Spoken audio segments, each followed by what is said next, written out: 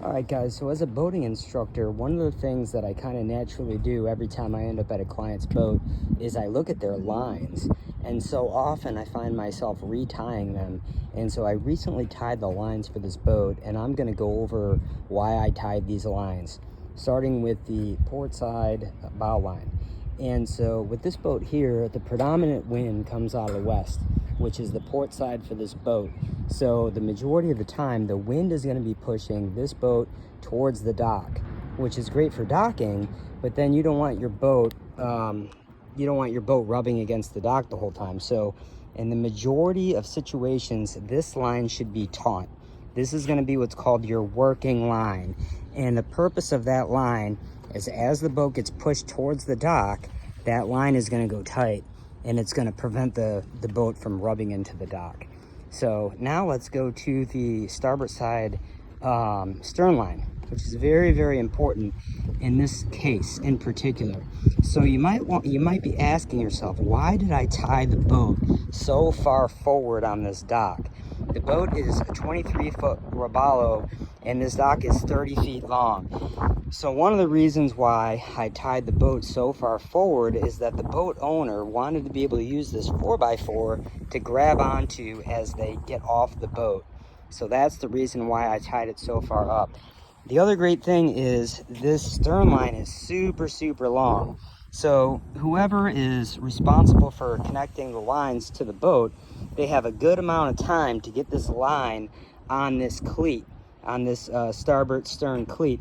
And the other thing you'll notice that's really important is once this line is tight, it'll absolutely prevent this boat from hitting the dock here. Okay, so even if you pull on this boat, it will not hit this dock.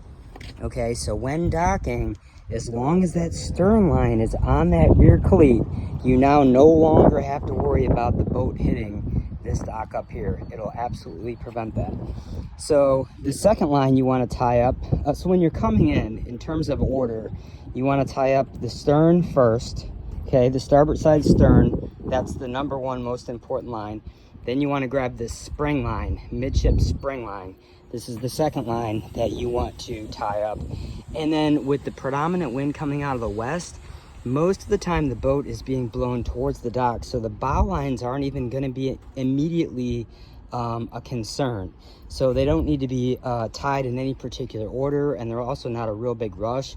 But the port side line typically is going to be your working line, and it's going to be what keeps the boat off of the dock. So a lot of people, you know, they ask me, why are your lines so loose? And I tell them, because if your lines are correct, they shouldn't be tight unless they're working. So in this case, the only line that should be tight is that port side bow line. Okay, it's loose right now, but you're going to see it right now. It's getting tighter. It's getting tighter. Now it's pretty much, there it is. Now it's tight. Okay, starboard side line, loose. Spring line, loose. Stern line, loose. That's because these are non-working lines. The wind and current isn't pushing it in that direction. That's the reason the lines are loose. So your lines should be loose. But you can push the boat all around, and no matter how you push it, the boat's not going anywhere. It's not going to hit the dock hard. It's not going to do anything because it's properly timed. There goes that taut port side bow line. Okay, and if you look at the boat, it's perfect. Okay, it's floating off the dock there a couple inches. It's exactly where it needs to be. And that's how you properly tie up your boat. So anyway, now what I'm going to show you guys is how to leave the dock by yourself. You have to remember, you're not always going to be with somebody to help you. So you should know how to get off the dock 100% by yourself. Anyway, it's been fun teaching you guys this lesson. Captain Rob out.